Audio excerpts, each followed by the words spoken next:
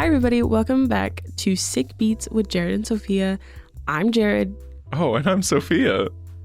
I'm going to keep this going for as long as possible. Love it. For those of you who might be new, Sick Beats with Jared and Sophia is an interactive podcast. It's kind of like a book club, but for music.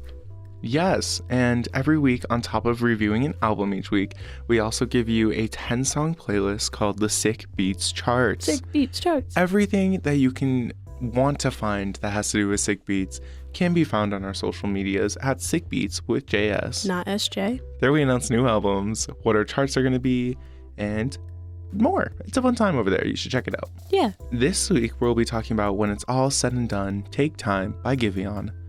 But we're going to talk about a few little things beforehand. Sophia, I know you were really excited about a certain documentary that came out this week. Yes, I was. I just want to go into this saying I have a cold in this episode. So if you notice that I sound stuffy, I can't apologize because I can't do anything about it. Boo her. Boo. But yes, as you all know, I love my girl Orla Garland. I think you guys are probably sick of hearing about her, and this is not the last time you'll hear about her this episode. But she recently came out with a documentary via YouTube about her process of recording her debut album, Woman on the Internet. It premiered on November 10th, 2021. It was live streamed, and I did not catch the live stream on time, so I had to watch it afterwards, but that's fine.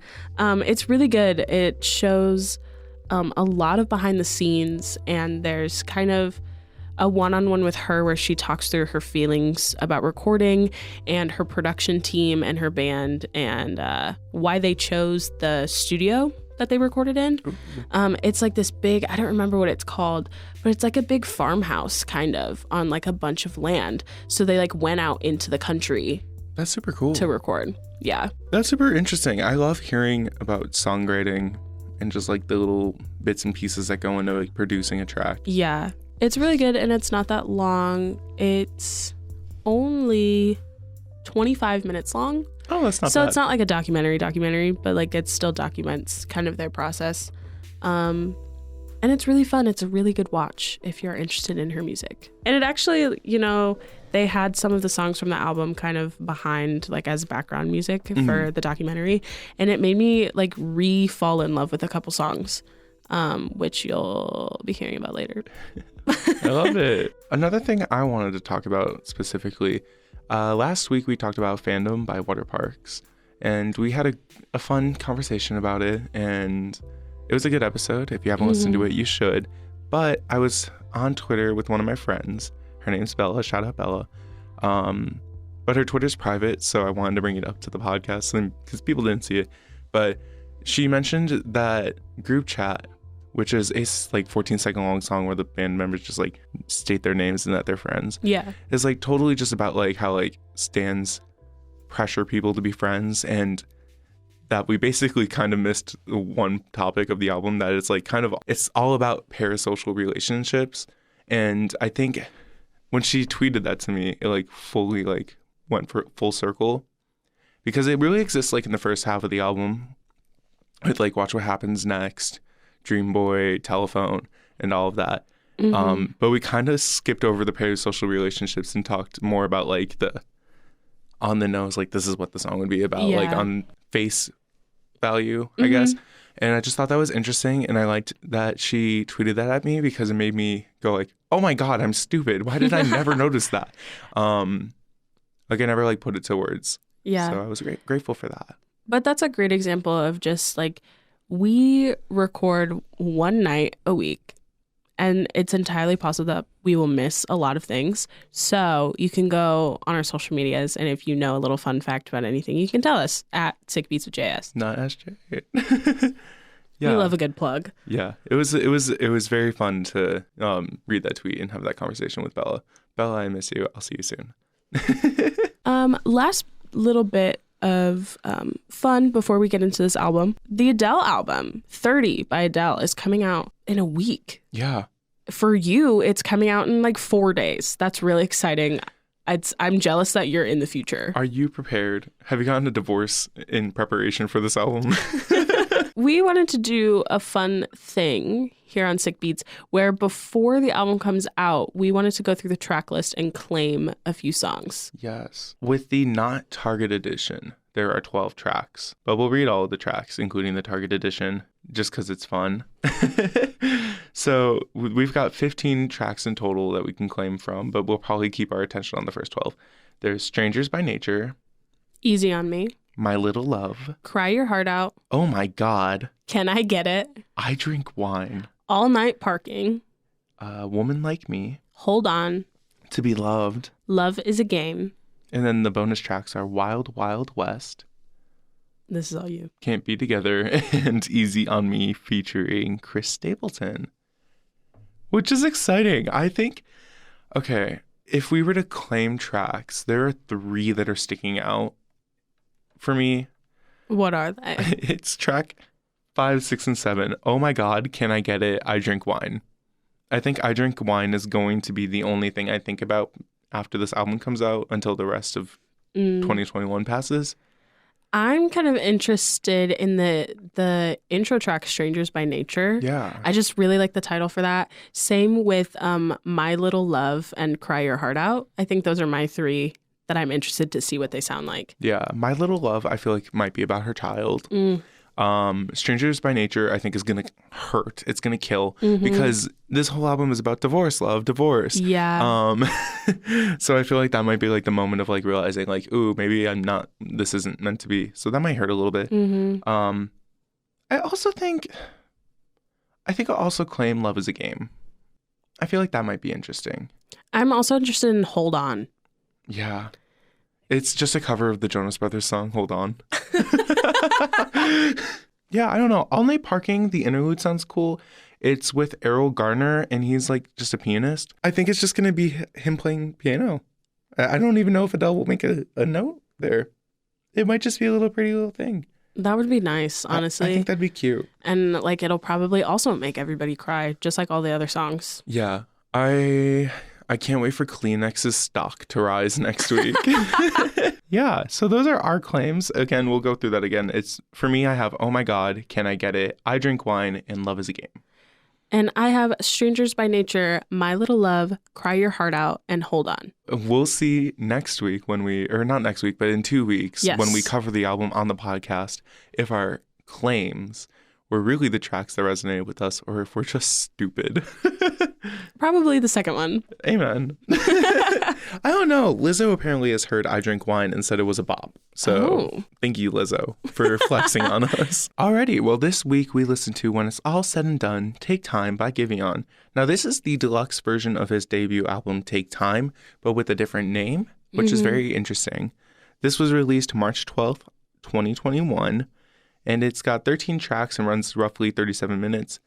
And I would say this genre is just like mainly R&B. So like we're saying that it's a deluxe album. It like kind of is. This album is actually a combination of his album Take Time and an EP called When It's All Said and Done.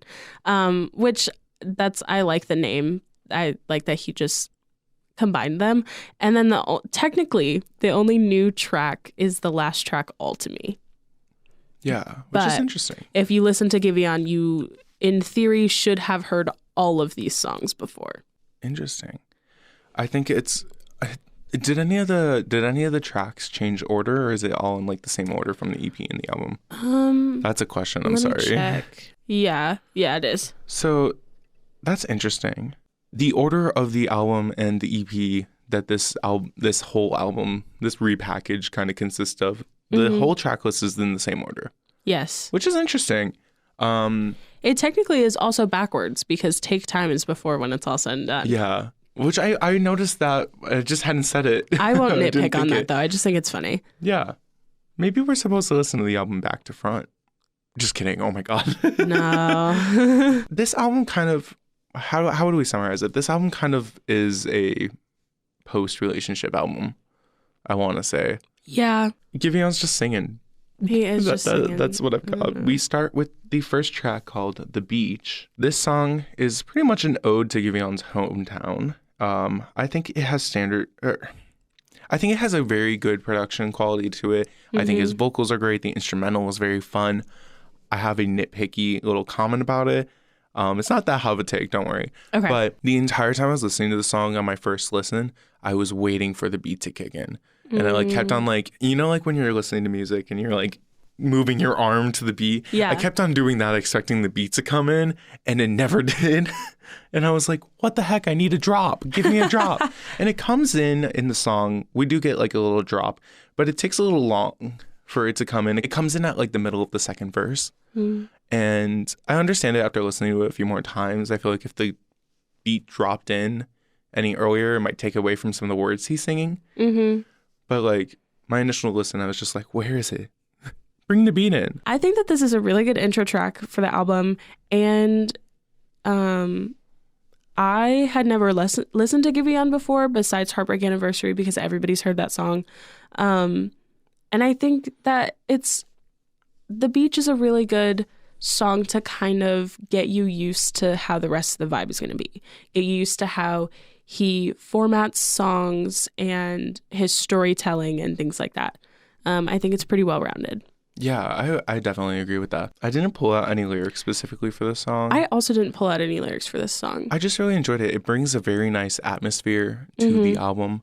And that atmosphere is like, it's the standard for how you're going to feel throughout the whole album. And then we are brought to the final track, All to Me. This song, I mean, I haven't looked at Genius or anything. Like I know that Jared likes to.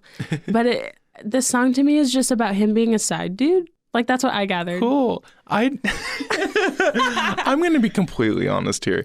I don't remember this song. I have a hot take now. I think this song is one of the least effective outros on an album I've ever witnessed ever. This song has like this little like the way the words are phrased leads into like this one area where it feels like there's going to be more after it. And throughout the song you get more. And then it ends on that little like that little melody that like feels like something is following it. Yeah. And that's the last part of the album, the last part of the song. And I'm like, I'm unsatisfied. Where's the ending? Well, and it's not even like an ending, because you guys know I listen to these albums on repeat every week. It's not even an ending that leads very well back into the beach. Yeah. Like it just kind of like flatlines. Like, I don't know. It just stops. It's very abrupt. This song is just like lots of Giveon saying that he is like better than this person's like main partner, and he's like, I can give you so much more, or like I can do things that this other person won't. And it's just like, I can't resonate with that. I did pull a couple lyrics for this one from I think the chorus. It's hard to figure out the structure of this song. Yeah. But he says, oh, he still don't make you feel beautiful. I know, but I do. Just know I got you. And then there's another one where he says, he lost your touch all to me, all to me. And I think those are like the two lyrics from the song that kind of sum up the entire thing. Yeah. That's kind of a flex. Yeah, it is a flex. All to me. Yeah, he lost you all to me. And there's a lot of like, you know, if this is what you want, like you called me. So if you're on your way over, like it's not like I'm coercing you to do this. It's you're not feeling fulfilled in your current relationship. He lost. Like I win now. Yeah, I totally feel that. I hate to be like, this track is just not something that resonated with me, but it didn't. And I feel like maybe it doesn't fit the full theme of the album 1,000%. No, I agree with that. I also feel like that whole idea of like, you called me kind of a situation is kind of touched on a different track in the album. I don't know. I don't think it's a bad song. I don't like how it ends, and I don't see its place on the album necessarily. Yeah, the lyric that I was talking about, he says, wait, if this is what you want, baby, okay. He gave you his all, but you have no patience. You made the call, so I ain't complaining. Back on your way. I don't know. This song kind of feels a little unfinished to me, and I think part of that is the ending of it. It's also 2 minutes long. Like, Yeah. it's short. Yeah. I don't know. Those are all of the words that I have. Yeah, same. All right. Moving on to our favorite tracks from the album. Jared, what is your first one? My first favorite track on this album, minus the beach, I guess, is World We Created. Oh my God. Now, same. I love it. Our minds are connected. This song is all about like reassuring your lover that you're still with them. I wrote down lyrics specifically where he says, I just want to stay in the world we created. I just want to sink in the plans that we're making. When I leave, I'm not looking for a replacement for what I got. And I think this song is just very interesting. I feel like sometimes, like, even though it's like comes from a place of like anxiety, you sometimes just need to be reassured that the person you're with like actually loves you and still wants to be with you. Yeah. And that can bring interesting situations to your relationship, but sometimes it's just needed. I think he has this beautiful silky voice that just delivers this chorus flawlessly. The chorus is so good in this song, you guys. Like, I don't think you understand how smooth he sounds in this chorus. And the melody does something really beautiful in the chorus when he says, "Ain't nothing or nobody that's ever gonna break us." He just like does a little like run, or like not even like, the melody is just really, really good there. I love this chorus. Another little melody note. When he's singing those lyrics, I just read the when I leave, I'm not looking for a replacement for what I got. He like holds on that got and like does a little it's so good. Beautiful. He continues to go in the second verse and he's like asking Giveon why his lover needs this reassurance, but like continues to give it as he's like kind of questioning it. I wrote specifically, "Everything I do is for tomorrow, running but I'll never let your hand go." And the entire purpose of the song is like, even if he isn't like physically with his lover, like every move he's going to be making is designed for their combined future together. Yeah. Which like. It's so sweet. I don't know. I don't have very many more words for this song. It's so, I can't say enough how smooth his voice is on this track. The chorus gets stuck in my head. Yeah. I would love to hear a remix of this song with Victoria Monet on it. I think the instrumental sounds like some of the stuff Victoria Monet has been putting out, and I think their voices would sound great together. And that has nothing to do with whether or not I like the song or not. I just, like, every time I hear this song, I'm like, ooh, what if Victoria Monet just kind of like slid in on that second verse? Yeah. Ooh, it would be so good. But this song is great without a remix, without Victoria Monet. It's just my fantasy. Sophia, what's your next favorite song? My next favorite song is actually the interlude called "Take Time." This little ditty is so short that I'll just read all the lyrics. He says, "How long will you be out tonight? I'm not upset. I'm just curious. How long until I get to hold you tight? I'm not upset. I just want to touch you. It's no rush. It's no rush. It's no rush. Understand, I'm just in love, just in love." And it fades out at the end, and it's beautiful. This song is like live. It sounds like a voice memo, really. I looked on Genius. And he says that this is supposed to be a phone call to his partner. Adds up. And it's about passive insecurity. So he parallels the lyrics like, "When will you be home tonight?" But it's like, "It's okay. Like, I'm not upset. Like, you take your time."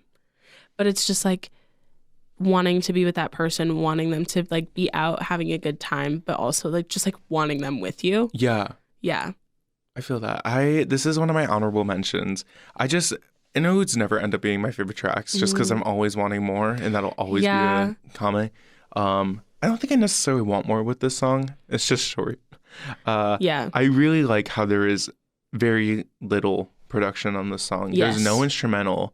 But I like at the end, it kicks in a bunch of reverb and delay, like at the last couple of words. So it's like, what are the last lyrics again? It kicks in on "I'm just in love, just in love." Yeah, so it's like just in love, love, love. It's a great effect, and it's so good. I think it transitions into the next track properly. Yes, it does. Because if I'm not mistaken, the next track is Favorite Mistake. Favorite Mistake. I can't remember the whole content of it, but it makes sense. The reason this sounds like a voice memo he did on his iPhone is because there's like background noise from like whatever room he's in. Yeah. I don't know. There's just like something about it that just makes me feel so many feelings. And I think that's why, like, even though it's really, really short, it ended up in my favorites because it's just beautiful. It's beautiful, yeah. I feel that. My next favorite track is "This Ain't Love." Now, the actual song part of this song is really short because the outro of the song is like a voice memo that leads you into the next track. Yeah. But when we are in the song part of the song, I'm obsessed. I like how it starts with the chorus of the song and then goes into the verses. I like when songs do that. It's just interesting. And I think the chorus is very, very catchy. And like Giveon sings Oh my gosh. I can't remember the lyrics. I didn't write them down because I thought it'd be smart. Give me a In the second. chorus, I have them. Don't you say you love, love, love me just to make it even. No, it's hard to trust me. And that's another reason this ain't love. Yeah, so that chorus kicks in, and I like how there's like a manual delay on love and trust, where he's like, love me. Like it's not a machine doing it. I just think it's interesting, and it makes the song very catchy. And I don't really have any other words to say about the song other than I just really like hearing it. Yeah, I think the layering, the vocal layering in this song is really good. I like that his voice is higher in the verses and he drops down for the chorus, but there still is that higher melody going. Yeah. And then he just repeats the word love after the chorus, and a bunch of layering and harmony comes in, and I think that it really rounds out the sound of this song. Yeah. This song is so satisfying to listen to. His voice sounds really good in it. And again, yeah, like you said, the chorus is super catchy. I love it. It gets stuck in my head. And like you said, it ends with a voice memo that transitions into Heartbreak Anniversary. And it's such a smooth transition. And it just like, I wish that the end of the song wasn't eaten up by a transition. I wish that the song had its own end. But I understand because Heartbreak Anniversary is what it is. Yeah. I definitely agree. And I think the fade in on the outro to Heartbreak Anniversary is very cool because you get like a little taste of Heartbreak Anniversary's instrumental. And I think the reason that outro on this song works is because it is a very smooth transition. And the voice memo makes sense with the like thoughts and feelings of this song, but it also leads into Heartbreak Anniversary perfectly. So like, I think that's the only reason why it works. If that transition was not perfect and flawless, this would not be a track that would be in my favorites. I would love to see the individual vocal stems on this song and build the harmonies on my own time just for fun. Just because, I mean, Giveon has such an intense, like insane range. And I didn't realize that going into this album, because every time I think of Giveon, I think of Heartbreak Anniversary and like a very like deeper, like lower male voice. So to like hear all this like stratosphere harmonies from him sounding like fantastic, I was very appreciative of it. I always appreciate finding out that a singer has a really good range, but it's not in every single one of their songs. Yeah. How like it doesn't become their brand that they can go super low and super high. They can exist in either like extreme. And I don't know, it's really refreshing, especially in this song, because you hear the chorus first and then he jumps in on that verse like up super high and it's like, oh, okay. And it is like, I mean, it sounds good. He's serving vocals. Like, I don't know what else to say. Yeah. So we've been kind of talking about this next song a little bit. Yes. But Sophia, what's your next favorite song? Oh, funny you should talk about the next song on the album. My next favorite song is Heartbreak Anniversary. Love it, same. This song, I think, has become like a classic. Interesting take. I like it. It's so good. There's a lot of lyrics that I could pull, but I'll talk about them later. Yeah. One thing that I really appreciate about this song is that the instrumental is really subdued. And I think they did that to highlight his voice, because his voice sounds so good in this song. And I won't go on my TikTok rant. I won't. But like, I just know, because I went into this song knowing that it was popular on TikTok. And I just think it's so refreshing knowing that there's a whole song there. It's not just that one part. Yeah. I love how you mentioned TikTok because I feel like it's unavoidable with this song. I almost did not put this in my favorite tracks because of the connection on TikTok. Because every time I hear the chorus of the song, I think of that short person surrounded by a bunch of tall white men doing the dance, you know? A great cultural moment. If you haven't seen that video, how are you on the internet? But it's great. I think the thing that makes this song separate itself from its TikTok meme lifespan is that everything about this song is perfection. The songwriting is fantastic. He's serving vocals upon vocals again. The instrumental is very interesting. It has like a fuzzy feel. Yeah. It's not like a clean instrumental, and it just the contrast on the instrumental versus his vocals, because his vocals are very silky and smooth and soft and buttery. And oh my God, I want to hear them for the rest of my life. That contrast is super interesting. There's a lyric that leads into every chorus where he says, don't want to let you out my head. And it's just like the perfect way to illustrate being kind of stuck on someone. Yeah. Or like, you're not over it yet. Like, no, like I don't want to let you out of my head. Like I want to still exist in this time. Yeah. Another lyric I have is from the chorus, where he says, it's cold outside, like when you walked out my life, why you walk out my life. I have the exact same lyric written down, yes. It's such a good lyric. The stories that he tells are so good.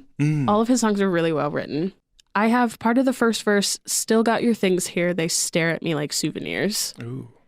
I love that lyric too. And then I think it's from the second verse or the bridge. I'm not sure. I didn't label it.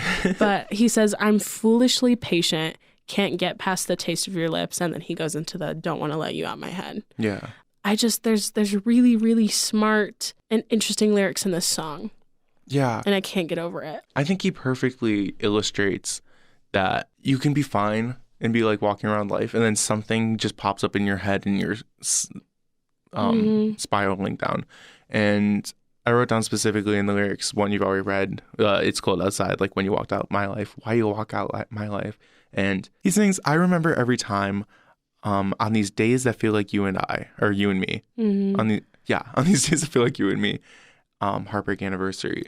And it's just that thought of like, everything could be fine. And then that one thing feels just like how, like you could be like sitting on your couch and being like, oh my God, remember when I watched that movie with him on the couch, like LOL sobbing, you know? I've never heard of Heartbreak Anniversary. Not like the song, but like the phrase and the idea of a heartbreak anniversary. And when he repeats the last bit of the chorus and he says, heartbreak anniversary, do you ever think of me? And just like that vulnerability of being like, I'm in this moment. I wonder if you're even there too. Yeah. Yeah. It's just a really good song. It makes me feel a lot of feelings. Yeah, it makes me feel a lot. I think something I've taken away from it is like, this is my final thought on the song, but it's just your relationships can come and go, but those feelings are going to stay and those thoughts are going to stay no matter what.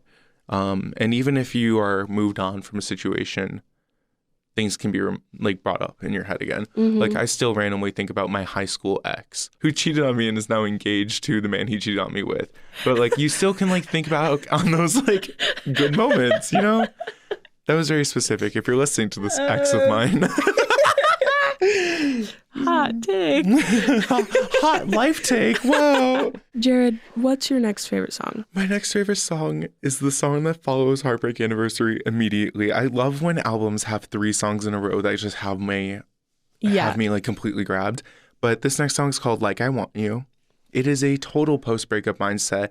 And it's like you have to try to look like you're okay after it, but you aren't. And you like want to be with that person still, but you don't want people to know that. And even if you do want that person, you can't let it show, you know? Lyrics I wrote down specifically are, see you face to face. I'm thinking about the days we used to be, but I can't make a scene. I can't make it seem like I want you. And sometimes I wish you knew, but I disguise the truth.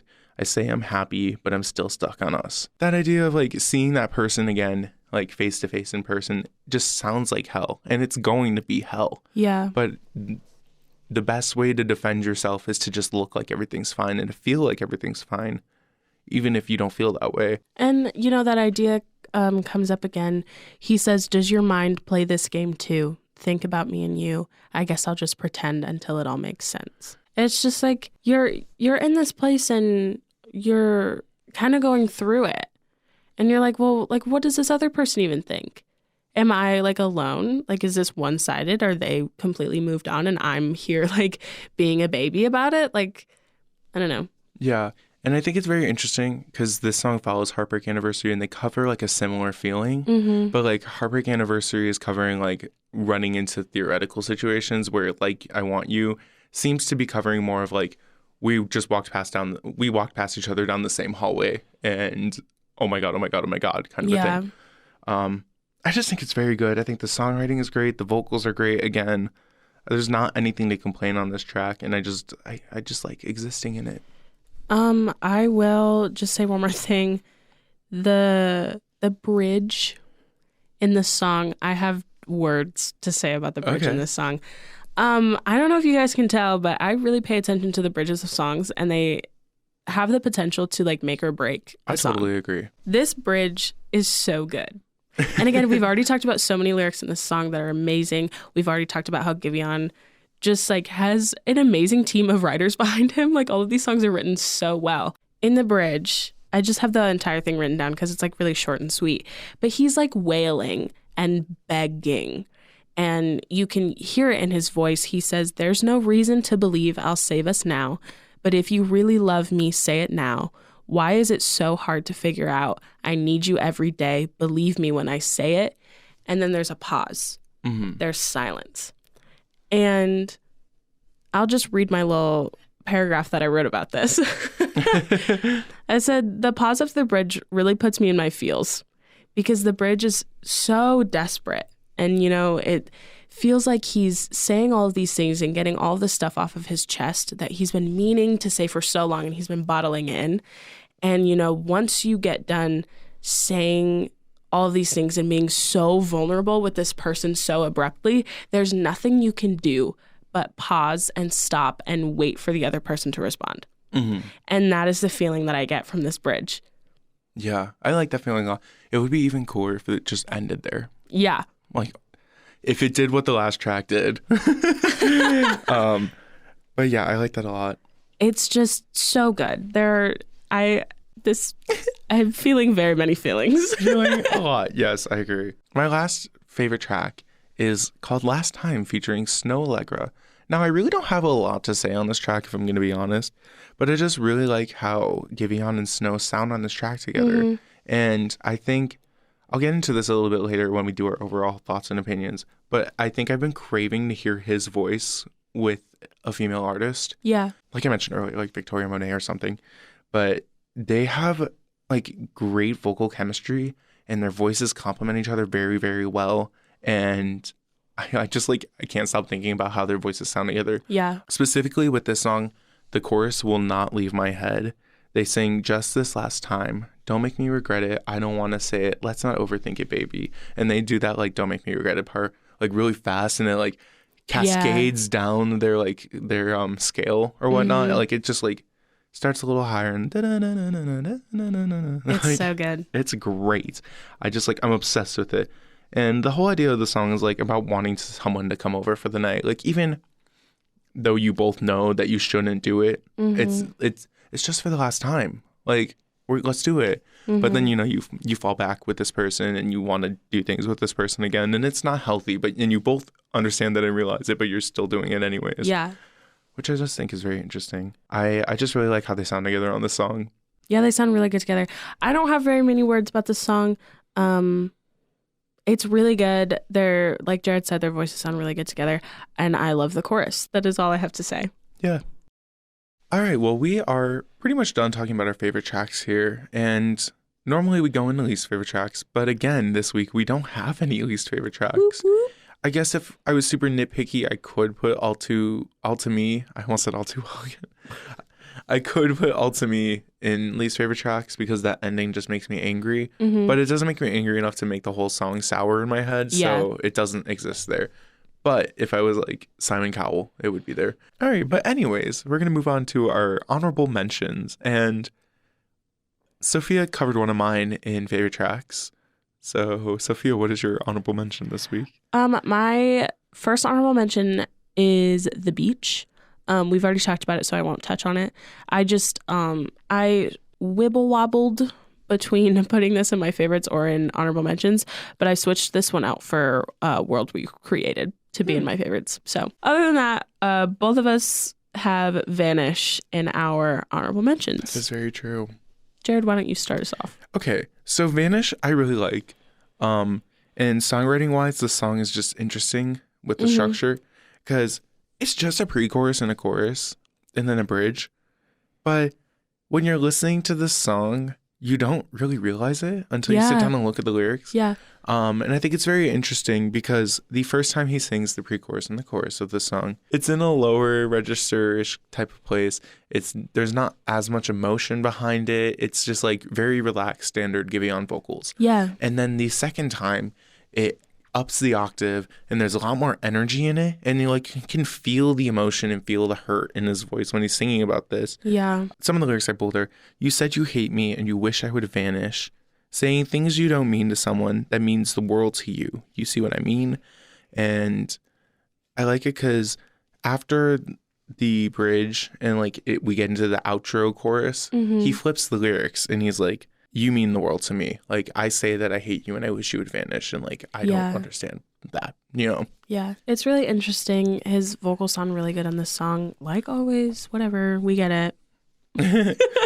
Like Jared said, it's kind of hard to realize what the structure of the song really is when you're just listening to it. And at first, I actually went back and forth with this song a lot with whether or not I liked it. And I think in my last couple listens or so, I was like, wait, no, like this is a beautiful song and it has really good lyrics.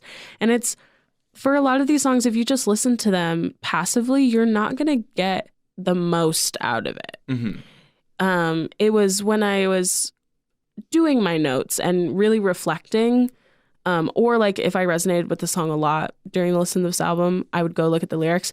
But understanding and knowing what the lyrics are changed the game for me, especially for this song. I also think it's worth mentioning this song is the original outro track for the album it exists on. Yes. And this song works as an outro 10 times more than the outro of this full album, ultimately. I keep mentioning her. I need to get her name out of my mouth. But it fully like closes that like story that Take Time as an album had. And it ends with the voice memo, which is cool because the beginning of the album starts with like a little like voice memo type thing. Yeah. And it just like it fully like completes that package of the first 8 songs. Mm-hmm. And then we get this new EP with the new song on it at the end too. And it's just like, okay, but I thought the story was complete. Yeah. So I don't know, take that as you will. But Vanish is just like, it didn't stick out enough for me to be like, this is a song I need to have in my life 24/7. But it was something I really enjoyed. Yeah, I agree with that. And like you said too, it was a retrospective type of enjoyment when I actually sat down and like looked at everything. Yeah. I just want to touch on the words in this voice memo that closes out the song. This voice memo goes, I know, I'm sorry. I can be a hypocrite. I got stuff to work on. You got stuff to work on. But we're going to make it work. And I love you. And I think it sums up the song really well, especially with that lyric change for the last chorus. Where it's like, sorry, like I'm a hypocrite. I'm saying that you're doing these things, but I am too. Yeah. And so we need to work on this. Yeah. That's all we have for honorable mentions. Yeah. Moving on to overall thoughts. Who's going first, Jared? I can go first. Okay. So my overall thoughts and opinions might sound controversial based off all the praise I'm giving this album. But stick with me here. I had a very interesting experience listening to this album. I keep hopping between loving this album and being slightly underwhelmed, if that makes sense. I think Giveon has just this amazing voice that I love hearing. So like listening to this album passively, like I'm fine. And I really like hearing him sing, obviously. But when I'm listening to some of the songs here, I can't help but think this is somebody else's song. Like, I hear some of these instrumentals and I'm like, ooh, this is a Kalani track. And I'm like, no, it's Giveon. Ooh, this would be something that Victoria Monet would be on. Oop, it's a Giveon song. And I don't think that makes this a bad album. I don't think he's a bad artist because I've enjoyed everything on this album. I just think Giveon needs to have a little bit more time to like find his real footing on a sound that doesn't make me just like feel like I'm listening to something else that I could hear somebody else on. Yeah. And when I'm saying that, yes, this is his debut work. This isn't going to be a distinctive sound right off the bat. Yeah. I just think it's something notable. I think most of the deluxe tracks after the original 8-song project don't do much for the whole story. They have some like high notes, specifically with Last Time featuring Snow Allegra. And they're not bad songs. They just don't do much for me necessarily. I really think he should collaborate with some more upper register singers or female artists. The tone of his voice complements an upper register a lot.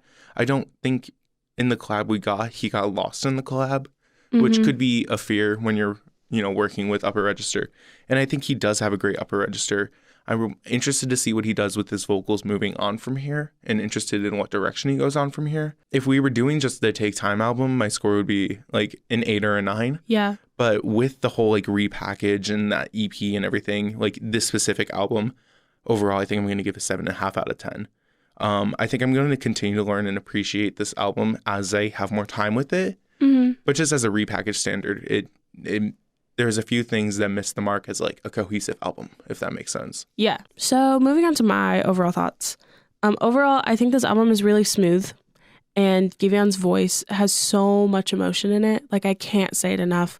Every song tells a really good story, and most of the songs are easy for me to put myself in. And I think being able to do that allows me to get the most out of the songs and get the full experience. I really wish that this album wasn't just a combination of 2 of his previous works with 1 new track, but I won't complain about getting to listen to Heartbreak Anniversary.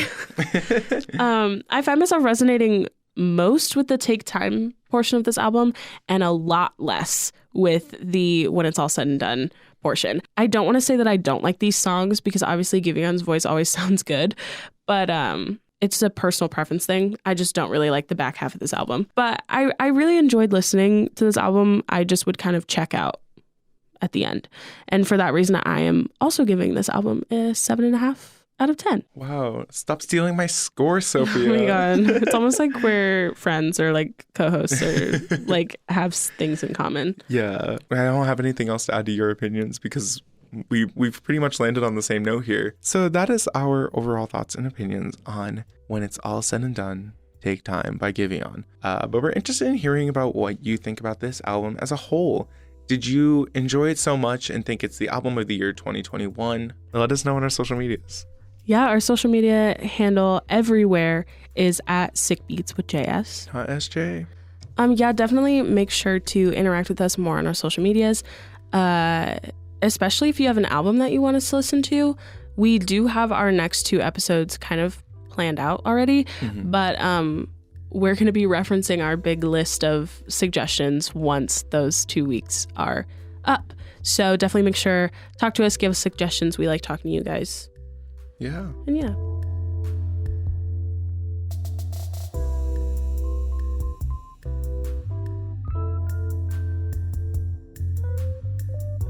Alrighty, welcome back. Did you enjoy those 10 seconds of music? Oh my gosh. Wow. Now we're moving on to everybody's favorite segment. Welcome to the Sick Beats Charts. Sick Beats Charts! Hey! We touched on it earlier, but if you aren't super familiar, Sick Beats Charts is a 10-song playlist that we curate for you every single week with songs that we've really been listening to, vibing, or just kind of want to talk about in general. Yeah. Yeah. It's really fun. You can find our full playlist on Spotify, over 10 songs this week, as well as a overall playlist with every Sick Beats Charts song ever. You can find those links to our Spotify on our social media on a link tree. We've plugged our social medias a lot, but it's at Sick Beats with JS. Not SJ. So yeah, we only touched the top 3 songs of our charts for the sake of time, but you can check out the other 7 songs on our playlist and our social medias. Yes. So Sophia, what's your 3rd favorite song this week? My 3rd favorite song this week, no surprise to anybody, is Heartbreak Anniversary by Giveon. I don't have any more words about this song, I don't think. His voice sounds so good here, and I can't get over this song. This song will have a hold on me for an extended period of time. Amen. I feel that. I don't have anything else to add Yeah, I don't either. have any It's other just words. a I good don't want to song. repeat myself. So, Love it. yeah. What's your number 3, Jared? My number 3 song this week is a song called Rebound by Telepath featuring Joey Badass, I think is how you say it. It's bad a dollar sign. So I'm assuming it's badass. This week I didn't listen to anything solidly enough to be like, this song stood out. Because I just kind of listened to my 2,000 plus song playlist on shuffle. And this song kind of resurfaced in that playlist this week. Okay. And this song is from a 2019 album called We Need to Talk by Taylor Parks. And when this album came out, this song had a huge grip on me. And it resurfaced, and now it's back on me again. This whole song is kind of about coping with being somebody's rebound, which is an interesting perspective. Because we always talk about like needing a rebound sometimes, but you never really hear from the other side of like being the personal rebound, I don't feel. Yeah. At least very often. At least not like super like blunt, I'm a rebound kind of a thing. The whole chorus really touches on being a rebound, and it relates it to a lot of other basketball terms too, which is just fun and interesting. Mm-hmm. The chorus goes, "You should have told me I was only just a rebound. It would have made the bounce back easier for me. Now, I didn't have to lay up, didn't have to stay up. I would have been down, no offense." And in the back half of the chorus, she goes, "You've been using cheat codes. I gave you a free throw." I just think it's very interesting to make that metaphor of a relationship go into like a game of basketball. Yeah. And the whole music video is them playing a game of basketball, which is just fun. Mm-hmm. It's just a fun way to write about it. I also think the feature is really good. I've never heard of this artist before this track, but I liked his verse. I liked the flow that he had. I don't really have any like notable verse lyrics to pull out, but I enjoyed it. I think they worked good together, and it's a fun track, and it's my number 3 song this week. Nice. My number 2 song this week is Telepath by Conan Gray. Do you have the same number 2? That is also my number 2 song this week, Sofia. What else can we say about this song that we haven't already said? Everything I've written down is just, I don't have anything else to add to the discussion of this song, but I just can't get rid of it. So here you go. So I can't get rid of this song yet. I can't do it. It's so good. One thing I do want to mention is that Conan Gray, in this song, like there's certain lyrics that he like speaks for, especially in the first verse, which he says, "You say we're breaking up. What a shame. Don't even want to stay friends." And then he goes, "God." And it's just like, I love it. It kind of reminds me of Superfruit when Mitch and Scott would just like speak lines in like a funny voice. I don't know. It's something new to bring to the table. I love when there's spoken ad-libs. Yes. This is off topic entirely, but there's an ad lib in a Taylor Swift song where she's singing about like how forgiveness is a good thing to do, and then she just fully just starts breaking out into laughter, and she goes, "I can't even say it with a straight face," and it goes back into the chorus, and I was obsessed with that part of that song for so long. Yeah, I don't have anything to add. I just Conan did something with this song. It's such a good song. It has been blocked from my number 1 song for 2 weeks now, but it is a song that needs to be talked about forever and ever. That's all. I will also say this is kind of a running joke in our friend group right now, especially with my boyfriend. He started it. But in the chorus, he goes, "'Cause I got a feeling you're coming back just like you have in the past. Yeah, I got a feeling you'll be sending me trash you should have left in the drafts." And then there's one more time where Conan says, "Yeah, I got a feeling." And he jumps up on the word feeling, and the way the E vowel and just kind of the breathiness in his voice sounds like Ellie Goulding. It does. Just that one part. And it's really funny. I don't know. If you guys have been listening to this song, I want you to keep an eye out for that and see if it makes you laugh as much as it makes me. Well, my number 2 is the same song. So, Sophia, can you tell me what your number 1 song this week is? You guys, if you pay attention to my charts on our social media, you will know that it's been a hot minute since Orla Gartland has been on my charts. She's back, baby! I missed her.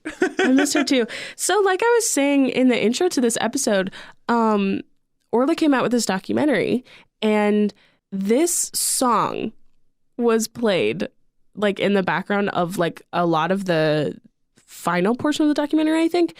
And it made me fall in love with it. Like I forgot about this song, you guys.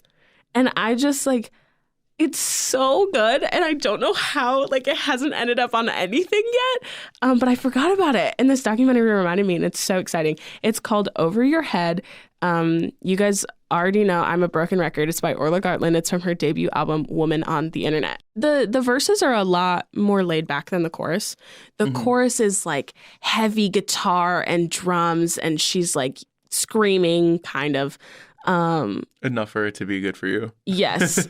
And I have no words. The pre-chorus in this song is really good. I'm obsessed with it. She goes, "Ego is a scary thing. Power is a game to win. Maybe if you keep your eyes closed, you might begin to see that you're..."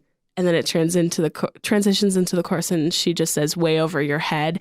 And then like the drums kick in, and she's like, "Your head." And then the drums are like, "Bono." It's so good. The chorus of the song is really fun.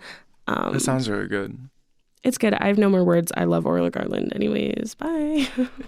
As for the trend of you mentioning Orla Garland in your charts, I still need to listen to this album.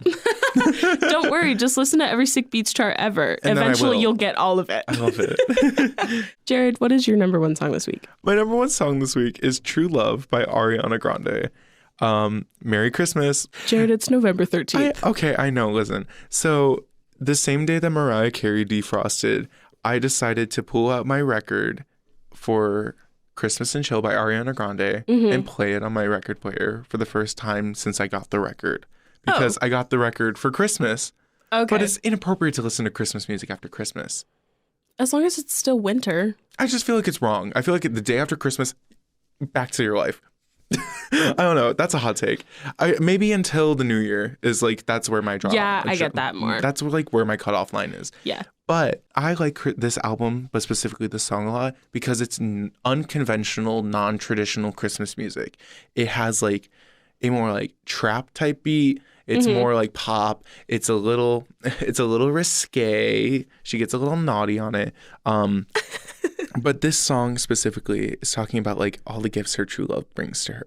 And it has a like play off of the idea of 12 days of Christmas. So like it starts off with like on the first day of Christmas, you gave me this. I specifically wrote down the 6th day, the lyrics there, just because I like it. She sings, after 6 days in your arm, I got the tattoo on my heart because I'm your moonlight, you're my star, and nothing's shining more than you, boy. And I like the callback. Aww. I know. First of all, cute as hell. And second of all, it calls back to some of her work. Yeah. This song came out in 2015, I think. So it was before Moonlight and before Dangerous Woman. So like we didn't even realize it was like a callback. Was she dating Mac Miller at the time? I think this song is specifically about Ricky. Because I think it was during that time when she was dating Ricky before the Dangerous Woman era. But I just I like the callback to her past music and a Christmas song. And I mean, it's just so good. And I love it so much. And I like that I can listen to it and be like, yeah, it's a Christmas song, but I can listen to it in July. You know? Yeah. Like, even though I won't because it feels wrong. It doesn't feel as wrong with this song than it would be like Santa Tell Me or Last Christmas by Wham, also by Taylor Swift, by Ashley Tisdale, by Ariana Grande. So many people. Any Last Christmas version is going to be a good version. Any artist who touches that song, it's going to be good. Unless it's like Fergie. I'm just thinking about her national anthem. I'm sorry. I like Fergie. I like Fergie, I guess. That made me cough. But yeah, True Love by Ariana Grande is the first Christmas song on my charts. Hopefully there won't be too many more. But oh my gosh, I didn't think about that. Do you think Christmas songs will end up on our charts? I feel like All I Want for Christmas Is You might end up on my chart just for the joke of it. That's so horrifying and scary. So yeah, those are our top 3 songs this week. This has been an interesting segment of Sick Beats charts. I love that we had the same number 2. Yeah, that's really funny. Yeah, but we're interested in hearing what you listened to this week. Do you also think Telepath by Conan Gray was the number 2 song this week? That's kind of a hot take. That is. That sounds really shady. I'm sorry, Conan. I swear to God, every single episode we apologize to some other famous person. But yeah, let us know what you're listening to this week. Sound off on our social medias. Do we want to say it again? Sick Beats with JS, not SJ. Well, that about wraps it up for this week on Sick Beats with Jared and Sophia. Thank you so much for listening. Yeah. If you enjoyed this episode and you want to continue discussing music with us, make sure you add our podcast on your favorite podcast platform, as well as following us on our social media. I don't think you need a reminder, but I'm going to give it to you anyways, at Sick Beats with JS. Not SJ. We're watching. We'll know if you haven't followed us on Spotify. How? I don't know. We will. Jared said, we'll figure it out. We'll figure it out, damn it. We will be announcing next week's album on Wednesday on all of our social media, but actually, I'll just do it now. Next week, we're listening to Silk Sonic's An Evening with Silk Sonic. Oh my God, spoiler. Yeah, I'm sorry. But you'll see our fancy post on Wednesday about it. So make sure to be on the lookout for that. But until then, thank you again so much for listening, and we'll talk to you next week for more Sick Beats. Sick Beats. So, Sophia, I have a story to tell you. What? So I've been talking to this person, right? And this bitch got me paying her rent. Oh my God. You had me like actually listening. Oh my God. You got her kids running around your crib like a Chuck E. Cheese? Yes. I can't get them out. They need to leave. You need to leave is what I tell them all the time, but they never leave.